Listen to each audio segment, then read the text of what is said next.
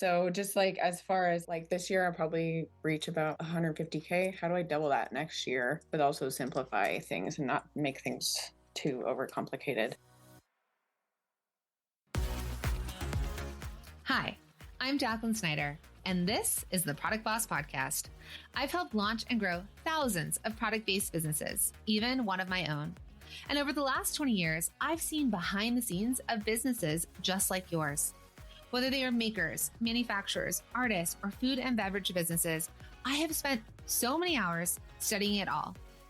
I've discovered what makes them successful, what mistakes they could have avoided, how did they turn their ideas into a successful business, and what are the strategies that they have used to make more sales and be discovered by more customers. And this is what this show is all about. Whether you're just starting out or you're looking to become a $1 million product boss, I'm here to give you the permission to chase your dreams, no matter how big or small. All you need is the right mindset, a little courage, strategy, and support, and you too can be the next $1 million product boss. Let's do this. Hey, product bosses. Now, welcome back to another coaching session. So today you're going to hear me chatting with Tirzah of Tirzah Lane Art, who creates and sells colorful cowgirl and Western inspired art. Now, Tirzah comes from a long line of strong, independent women in her family, which are deeply intertwined in her work, including her great-grandmother, who was a painter, and her great-great-grandmother, who owned and operated mines all across Utah. I mean, the legacy here is strong, and the stories and lives of these incredible women are central to Tirzah's work as an artist, which has led her to creating and owning a six-figure business. You know, we love powerful women around here, and Tirzah is modeling all of this. But her biggest struggle is having a simplified, clear direction forward on how she can continue to increase and even double her revenue next year. And so this is exactly what we're going to figure out. So you ready? Let's dive in. Hey friend. So did you know that when you became a product business owner that you'd also need to be a marketer, right? Just one of the many hats that you wear. I know.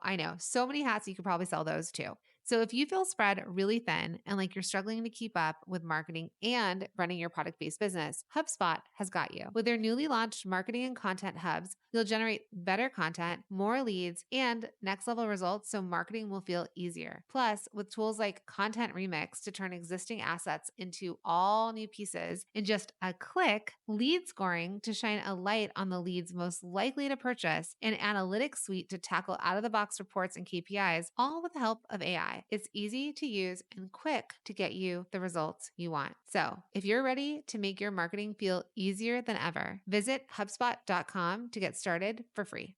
In your words, tell me a little bit about what you sell and where you sell it.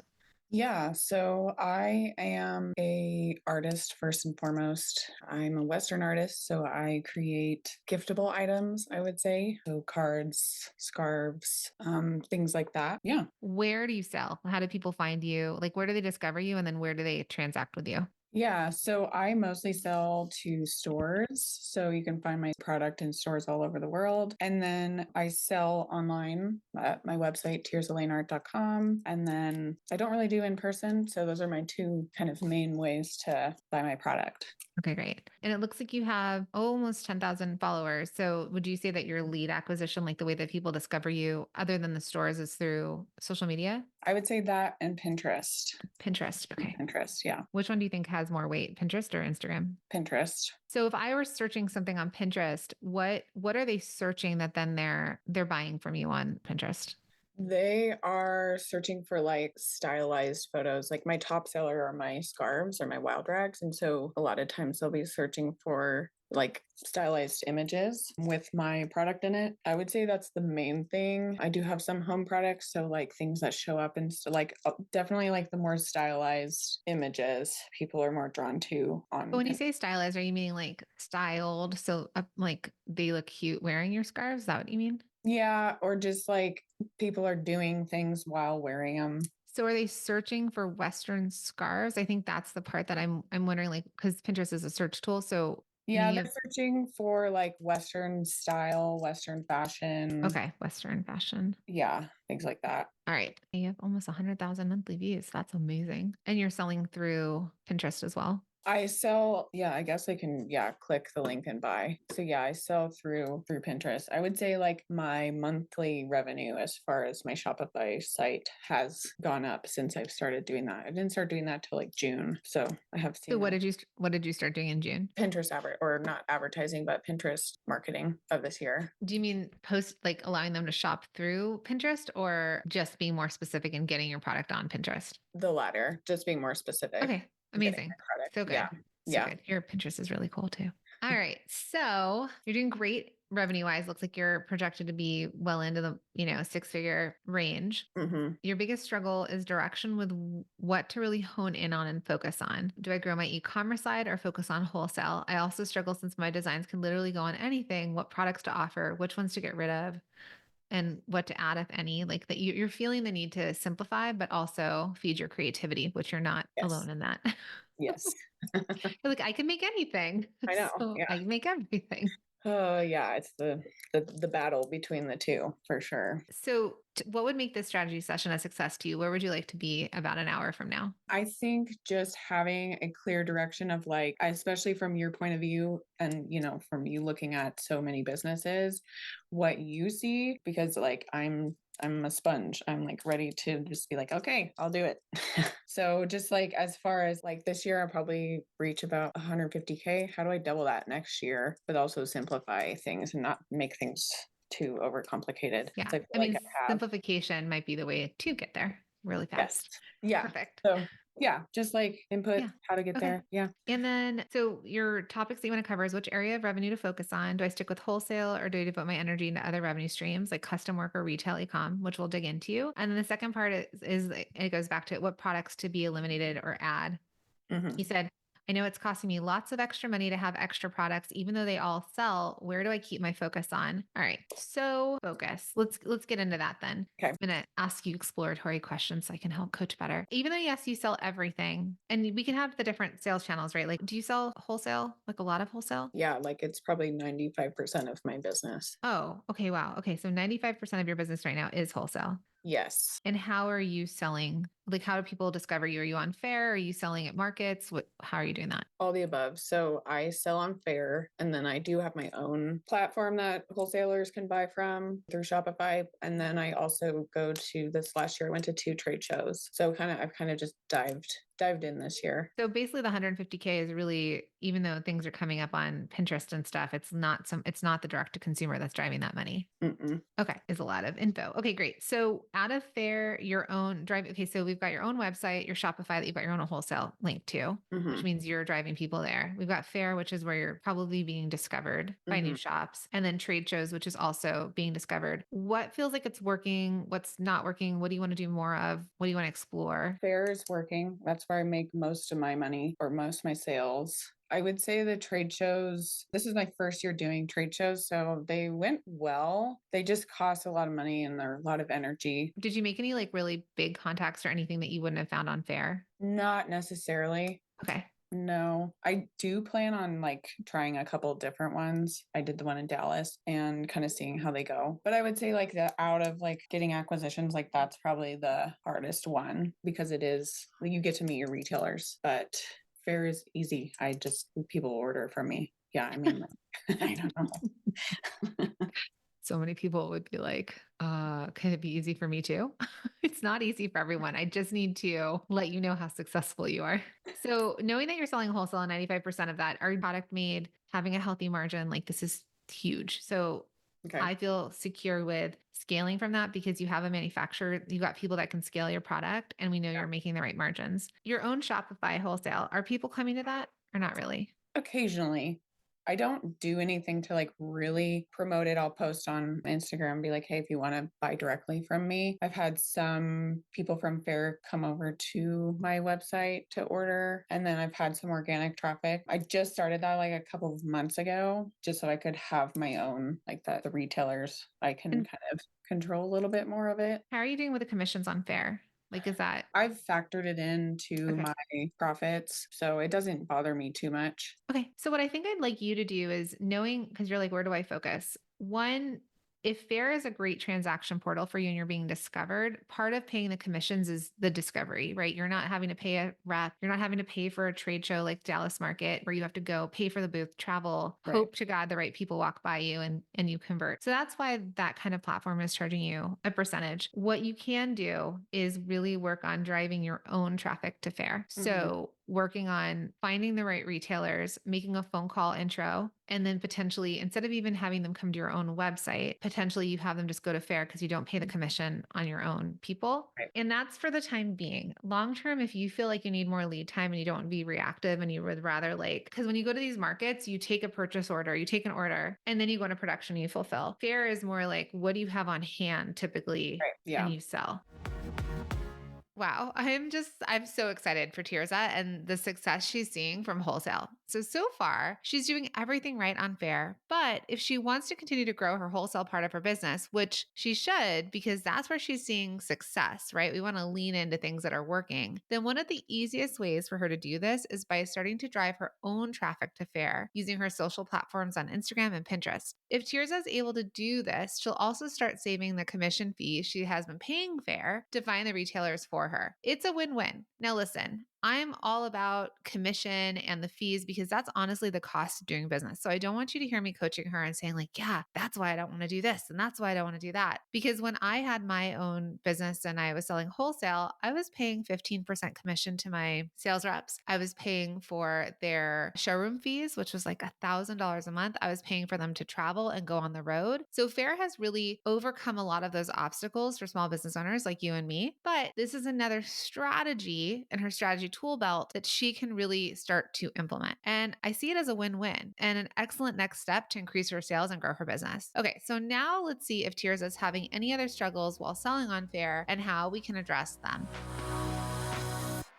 Is that any sort of issue for you right now, or you feel okay in that way? I feel like I'm always adjusting because I'm just getting larger orders. And so I'm just constantly balancing the inventory and how much to order. So I feel like I'm doing my best with Faire and more the reactive retailer. Yeah, I mean, I think I struggle with having enough inventory on hand. I sell out of things really quickly. So having that, that's always an issue I'm running I into. think, yeah. So my thing with Faire, and I've said this to them because I had an actual meeting with execs at Faire, and I was like, hey, I love what you've done. But the problem is not everyone can, it sounds like with you too, you're manufacturing this product. It's not like you're going to pour soap and sell it in a week, right? It's not like you're just doing it all at home and then it's available next week. Or people who, God bless everyone, but they get so reactive and they're like, now I have to stay up and bead 75 bracelets to ship to the store tomorrow. It's not the way that business is supposed to be operated. Typically, Faire and getting orders for immediates on there is what's on hand, product on hand, versus if you were to ever sell to, let's say Free People decided they were going to do a Western theme and they loved all your bandanas, they would be placing an order with you now to be shipped to them next spring. Right. Yeah. You would have all this time that you get the purchase order, you'd go into production, you'd have a delivery date, and then you would have a production against a purchase order, and then you would be shipping. So the mix between Faire and not Faire, the mix between your own Shopify and trade shows is trade shows in your own Shopify will allow for you to work ahead of time and present collections that you take purchase orders on, then you go into production against that, and then you ship at a delivery. Faire, I know they're playing with pre-orders, or they've got this longer lead time that people can place orders, but the customers that are buying on Faire are sometimes buying to fill in versus them to a buyer that's been around for a while that buys bigger lines, they are having to order way ahead of time. Right. They want to get jeans from a denim company. They're having to have ordered it way ahead. They don't get to call up denim company number one and be like, can I have this in 2 days? And the denim company's like, yeah, sure. That's not how it works. Right. So having this mix is good. The way for you to streamline this is for you to think of your business in collections. Okay. So what's going to be your spring 25 collection or your summer 25? Your fall, your winter. You may decide that you're going to do 2 collections a year and then drop them a little bit at a time. Or in the fashion industry, which sounds like you're kind of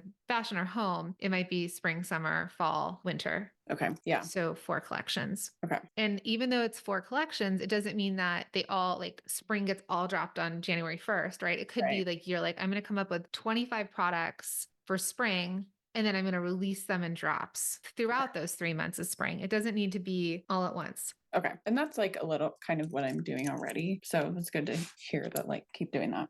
Yeah. So if you're working ahead of time, when you do go to these markets, if you Mm-hmm. do approach stores, it's gonna eventually be getting you into the cadence. Like right now, we're recording this in September. Right now is a big time in fashion that we've got. That's why there's New York Fashion Week or Paris Fashion Week. That's always the beginning. They're showing you next year's spring collection because the Right. buyers go to those fashion shows. That's the whole point of these fashion shows. The buyers go, they see what the collections are, and then they're buying to be in their store. And at the same time, we've got Coterie, New York Now, like the show, the Vegas shows, like all the trade shows are happening. Because right now, if I was at market, I would be selling my spring collection for 25, and then I'd be cutting off my orders probably by November 1st. And then I'd be in production against those. And then I'd be shipping in January, February. Okay. So it's just trying to think through your cadence, how long you need for design, development, production. And if you could at least design and develop ahead, when you go to these markets, you can present earlier product. You can try and get orders ahead of time Mm-hmm. to go into production against. And then you've got Faire or the way that you've been selling where you've got your immediates and they just buy from the inventory that you have. Okay. Do you think it's okay to do like a mixture? Like some things are pre-order because some things Yeah. I can get quicker that I'll always have on hand. So like I'm just like wondering, I know with pre-orders on Faire, especially like each product is like a separate or it becomes a separate order. So Yeah. then they have to pay shipping for each thing. I don't know. Yeah. So that's why I haven't done it a ton. It's just the playground you're playing in on Faire. Yeah. You're going to play according to their rules, which is like in multi-stream machine, for example. I know you're not in the program, but when I teach wholesale, I don't teach it dependent on a platform like Faire Right. because it's the same with like Etsy or anywhere else you're playing in their rules, their playground, the way they set it up. Okay. So I love the combination for you where if you feel like you want to eventually work ahead of time, you'll create line sheets. You'll know what your spring summer collection looks like, your fall winter ahead of time. Okay. And then if you go about finding your own retailers, perhaps you're like, I'd love to show you the spring summer collection. We're Right. taking orders, deliveries on X date, and here's my immediates, my open to sell. And that's Okay. the inventory you have that they can buy from, which Fair to you is more of your immediate open to sell inventory. Right. Okay, that makes sense. Okay, so using my own platforms to kind of have my retailers learn kind of to order ahead of time. Bear is more like the open to sell. And Okay. as you get these contacts, right, then you can start to Mhm. create relationships with them. So Fair is doing the work for you at that. And then what you can Right. start to do is you can send them the line sheet and get them to transact with you for a future order so that now you're like, if I'm going to go in and make the scarves, but you're seeing from all of the orders that everybody's really liking this one print, you make more of that one print. You don't make it even across all prints. Right. You even get to drop a print if it doesn't sell well. Right. Okay. It takes the guesswork out because there's still always going to be guessing and forecasting, but especially if you're telling me 95% of your business is wholesale, sustainable wise, we want to just start to, it might not be all at once. It might be by fall of next year, you're working ahead of time. Right now, it might just stay the same way that it is, but just Mhm. letting you know that there's other ways that you can Okay. do this. Okay. Can you start to see what her next step is? While there are so many positives to Faire, especially if you're wanting to sell wholesale and don't already have an audience or you're not exactly sure how to find your customers, there's also some limitations to this platform that can lead to slowing her growth. So, just like any platform where you're selling to other people's audiences and they're driving the traffic to you and for you, you do also have very limited control over your fulfillment and delivery time. So, if this is how you're currently selling, then similar to Tirzah, you'll know that this might lead to you feeling like you're being reactive, right? Reactive to your orders instead of being able to plan ahead. This is probably one of the things that I like the least about this platform because it's not the traditional way of selling wholesale. You've probably heard me say it. I'll say it here again. So, if she wants to keep growing her wholesale, she's going to need to start planning ahead and dropping collections throughout, right? Like throughout the year versus all at once. And this is going to allow her to start to forecast and work ahead of time, which will ultimately lead to increased growth and sales. This making sense? Okay, so now let's explore Tirzah's products and see if she needs to simplify what she offers. Hey, product boss. Okay, wait. I'm just going to interrupt this episode really quickly because I know you love podcasts as much as I love podcasts. And whenever anyone tells me of a really good one, I like to tell people and I like when they tell me. So it is podcast recommendation time. This month, I am all about listening to Entrepreneurs on Fire, hosted by John Lee Dumas, available now on the HubSpot Podcast Network. So on his podcast, John shares inspiration and strategies to fire you up as an entrepreneur and along your entrepreneurial journey. Really, truthfully, he really helps talk about how we can create the lives that we've always dreamed of And product bosses, I know you'll relate to this show as well. Now, one of my most favorite recent episodes is where John chats with Kate Scudder, a TEDx speaker and success expert, about how to find your zone of genius to grow your impact and income in your business. It is so good, and I think it's such a great listen. So, as a product based business owner, we all know how important it is to stay in our zone of genius, right? If you want to see those results, we got to stay focused, but know that only you do what you do, and you're so good at it. So, I definitely resonated with this one, and I'd love for you to listen to it as well. This episode has some really great takeaways, so make sure to tune in. Listen to Entrepreneurs on Fire wherever you get your podcasts. Hey, Product Boss. Okay, so you know that I am on a mission to empower women all over the world to build product-based businesses that give them the security and freedom to build their dream business, which will also lead to the life of their dreams. So I know that I can help you do this by teaching you how to nail the core 4 foundational pillars of a standout business. And it's going to turn your business into something that feels like it's kind of struggling along or limping along to standing out in a crowded market and getting more customers. So I am so excited to invite you to join my free masterclass, your 4-step playbook to stand out in a crowded market and get more customers so that you can grow your business no matter where you sell. In just 90 minutes, I'm going to teach you the core 4 foundational pieces your business might be missing, how to stop wasting time and money on things that don't work, and what to focus on instead. I mean, these are proven ways to build an audience that buys from you and that tells their friends about you. So what I want to do is I want to unlock what can be blocking you from growing a profitable business and how you can turn it around pretty instantly. All you have to do is come join me inside of this totally free masterclass. Head to theproductboss.com/standout to get access. Again, that's theproductboss.com/standout. Now back to the show. So let's dig into the product. Okay. So you said to me that everything sells, but that's probably not 100% true. That's true. Yeah.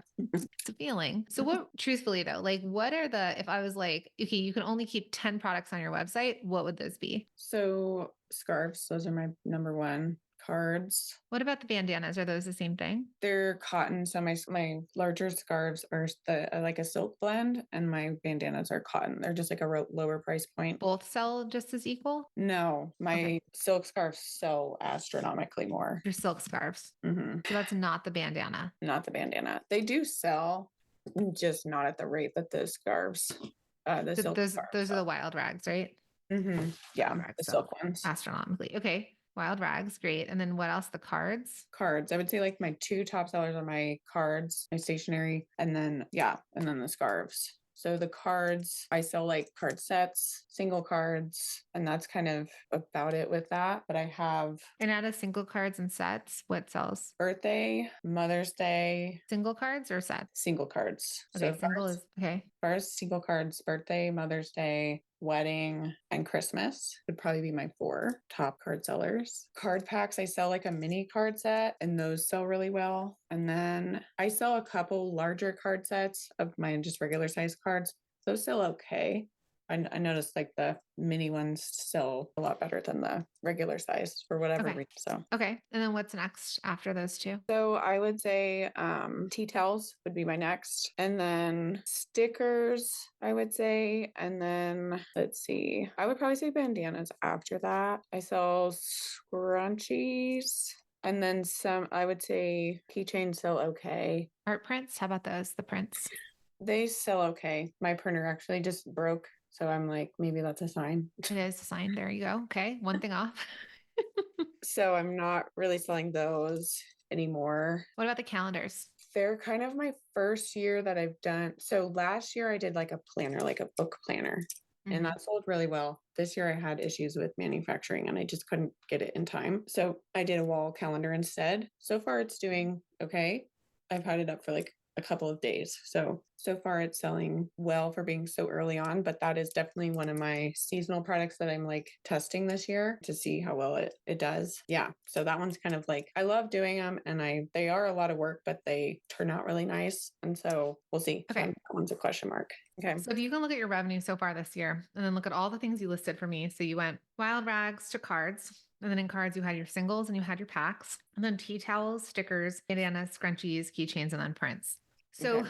the numbers aren't going to lie to you. You've had a very successful year. The numbers are going to tell you what you should keep and what you should get rid of. Okay. And or you don't have as big of an offering. So, like you said, you've got tons of ideas, tons of prints, like all the things, but it gets overwhelming for someone to shop through all of them. Right. So it could be just a couple tea towels, or tea towels, I think is better. Bandanas, right? Like maybe there's a couple bandanas that always stay and there's not a whole page or more pages of bandanas. Okay. So I'm not like always updating a robust, like update my top sellers with a more robust collection, but then maybe those other categories, not as many options. Yeah.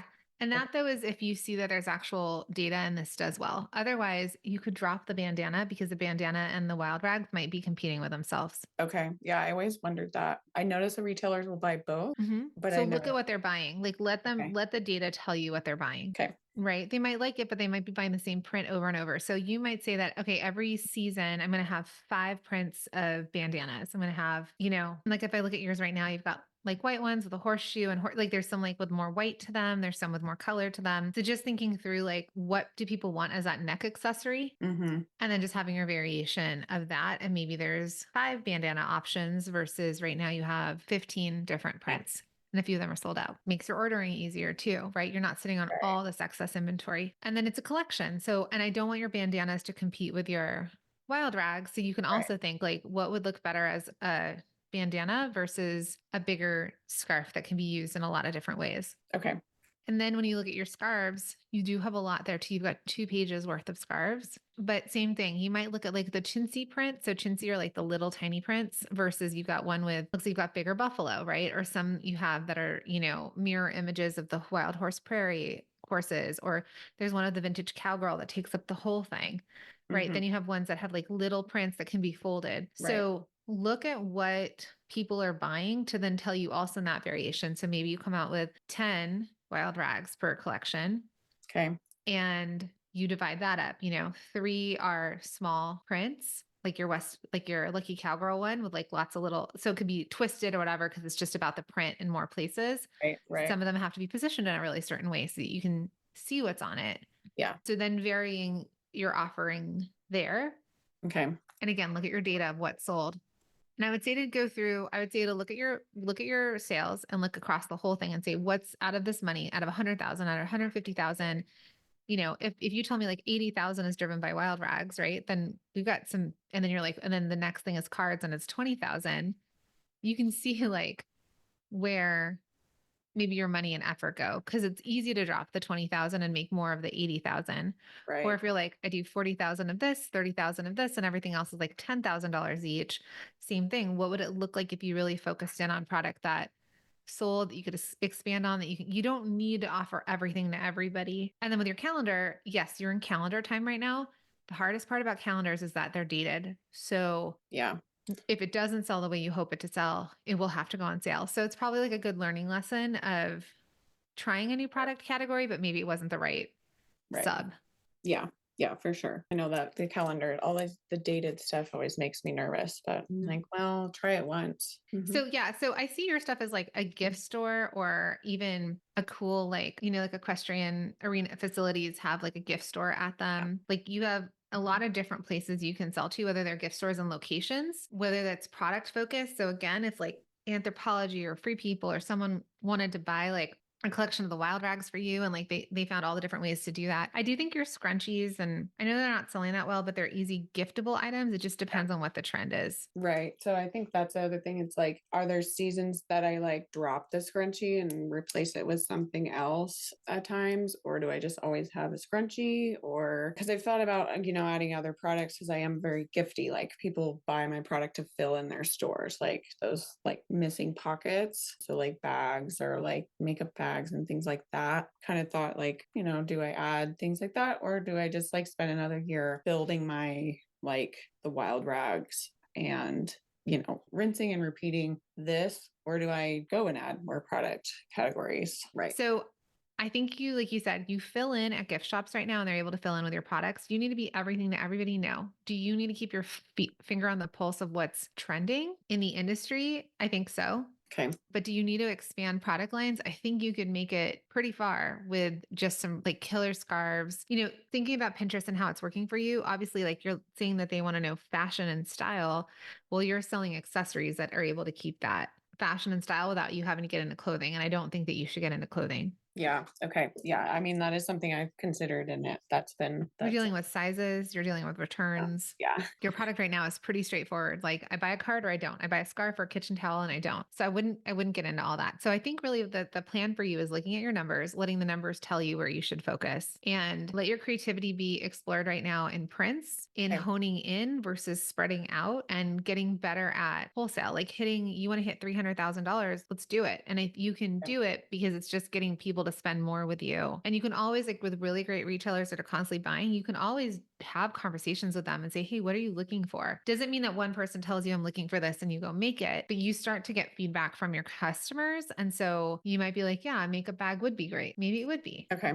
So you asked which areas to focus on. I think you focus on wholesale Okay. because you told me 95% is coming from there. And it is diversified because if one store closes, another store is not going to close. The only thing we ever dealt with like that was the pandemic when retail stores shut down. And then Right. we needed people online to buy. And so the stores that could sell online were thriving. Mm-hmm. So you are diversified by selling wholesale. If you were selling to one store and they shut down, then that's problematic. Right. So I Okay. just want you to think through wholesale. How do you find more customers? How do you communicate with those customers? How do you sell long term? Like maybe you might not be ready right now to sell spring, summer 25, but maybe you're like, all right, I'm going to start thinking I'd like to sell fall, winter 25. And that timing starts to happen February, March, April of next year. Right. And so you might just start to think, what do you want your next collection to look like? You can get samples, you can get land sheets put together if that's the cadence you want to work in. Otherwise, you just keep doing what you're doing and work on reorders. So work on your contacting them to come in and buy again, getting Mhm. the people that are buying from you to buy more, and then to get more customers to buy wholesale from you. Right. Okay. I would not do custom. You don't No need to. custom work. Okay. I don't like it anyway. You do not need to. And if a retailer or some really cool, like equestrian company came to you and they wanted to do it, great. Then we're going to license art. We're going to charge a lot for the setup and design fee. Like I had someone once want to do this with cuffs and my rep was like, they're like, no, unless they pay you $1,000 for like a design fee and then they have like a minimum order of like 1,000 pieces, we're not jumping through hoops for people. Okay. And that was the right move because your resources get drained in custom. It has to be worth it. Yeah. I don't have a ton of customs because I charge a good amount, but the ones I do, they do take a lot of time and, brain resources. And yeah. So that's one thing I was debating. Like, do I keep doing this or do I just be done with the custom? So, Let them pay you what you're willing to get out of bed and do it for. okay. And stick by that. And someone's like, yeah, I'll pay you all the money. Great. Maybe you'll take it as a project. I would drop it. And then for you, what I think is like, if you constantly go back to the numbers, if you start to track your data better, same thing with this, you can track it and be like, the numbers aren't going to lie to you. So it's going to help you make a decision. Okay. Yeah, I did custom, pain in the butt, huge amount of effort, made me X amount of dollars. And you look at the total pie, you're like, totally not worth it. Right. And that's where you're going to be able to regulate what you say yes to. Right. Okay. Yeah. Cause I think this year I'll probably make, I think so far it's like 7,000 from customs. So in the grand scheme of things, it's a pretty small amount. Yeah. And your time is worth way more than that. Yes. Okay. So that's going to free up time. And then if you're ever like, oh, I'm going to lose this like 7 grand, great. Go figure out how to make $7,000. Do it in a way that you're already doing it that's scaled. Okay. Okay. And then your second part of the question was products to eliminate and add. I wouldn't recommend adding right now. I'd recommend reducing. And if you need a hobby because you get bored, we can figure that out right now. So every time you get that itch, you're like, oh, I'm going to go make new products because if I make new products, I'm going to sell more. You're selling a lot. So Right. your hobby needs to switch to, okay, how do I sell more of what I have? Go back to like, how do I sell more wild rags? How do I sell more cards? Who else can I sell to? Okay. Okay. Who Yeah. learn to 'Cause I play think I get piano? into that. Like, oh, I sell more products. That means I'll sell more. That doesn't make a lot of logical sense, but And you're going to see it with your numbers. When you dig into your numbers, you're actually going to see it and be like, oh, I just need to dig in more to what's already working. I just want you to, the easiest thing for you right now, especially at the growth level that you're at, is like just doing more of what's working. okay.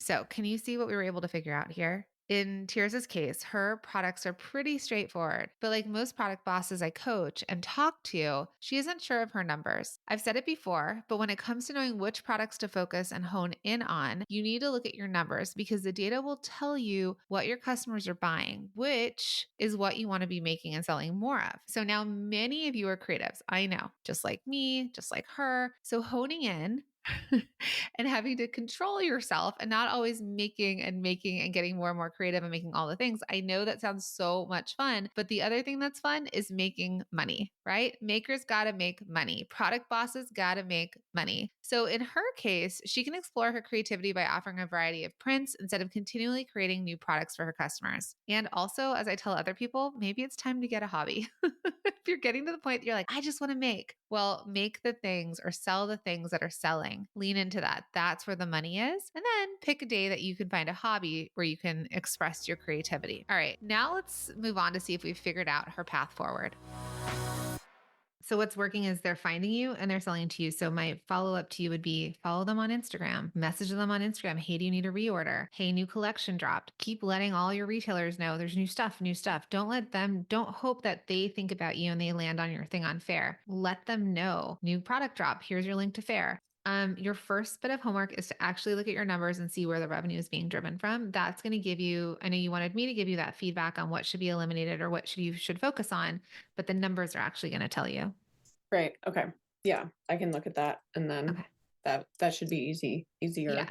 And then start to create that like date with yourself that you're like, let me look at the numbers. Every time you have a question or an inkling, like start to create a way that you can search out this information so that the numbers don't lie. You can look at that and be like, your question about how long does it last? How long do you test something for? I think if you've breathed life into it, if the calendar, for example, you just did a couple days ago. So if you did an entire campaign around trying to push the calendar, it's calendar season, maybe there's a promotion to it, right? Because we're still early. Then it goes back to full price and it goes on sale again to move it. You just need to say like, did I do enough to try and sell this product? Okay. And if it's crickets, then maybe it doesn't align with them. Right. Okay. Things that you're finding working is Pinterest. So do more of that. You've got a great Instagram following. Do that. And I just want you to think through your collection. So think of your whole big collection and then think, how do I want to market this? What do I want to call forward? What do I want to push? So that's your direct to consumer realm. And then you're going to still communicate with your buyers and try and sell to them and sell again to them, like getting them to come back in. Right. But I think when you said, where do I focus? Yeah, I love you sticking with wholesale right now. I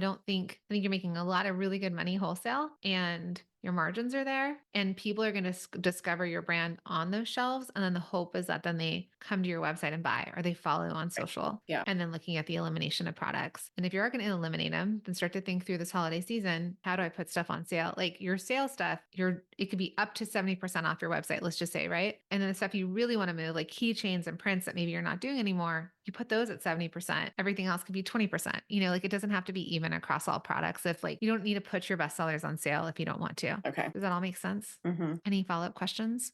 I don't think so. Just, I guess, advice moving forward. Like if I want to look at doubling next year, any words of wisdom? You can do it. That's one. I think instead of the chase, looking at the numbers and then finding the easier path there. Like you said, simple. Success leaves clues. It gets really boring for creatives, but it's doubling down on what works. Okay. Right? You can be like, let's get you really known in the industry for stuff. And then paying attention, like getting in that right feedback loop, what else they need, dropping things they don't need. And I want you to make sure that the inventory you have, that you are profitable, right? So I think it's this foundational part. And then turning on the fire on things that are working. So in your analysis of everything that you're doing, look at what's working and then do more of what's working. Okay. Don't think you need to add something new on just yet. Okay.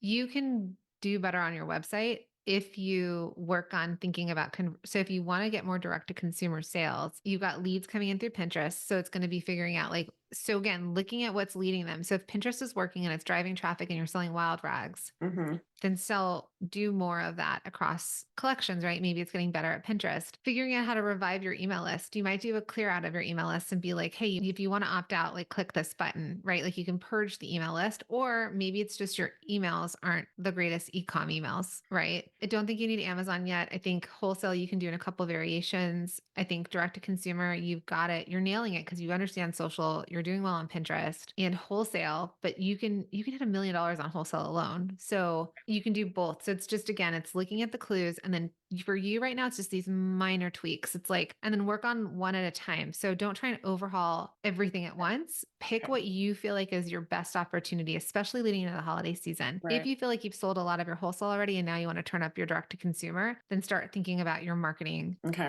for direct to consumer. Okay. I don't have a doubt that you can get there. I know you want me to give you like the exact path. I think you are on that. Okay. Yeah, that's good to know.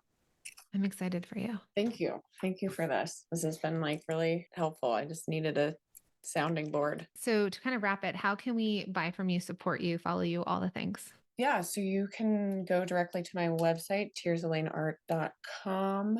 I am on Faire, or you can request through my website if you're a retailer to order directly through there and on Instagram. So good. Yeah. So good. Follow her on Instagram. It's great, great, great. Instagram and then shopping. We'll drop all the links in the show notes for everybody. Perfect. All right.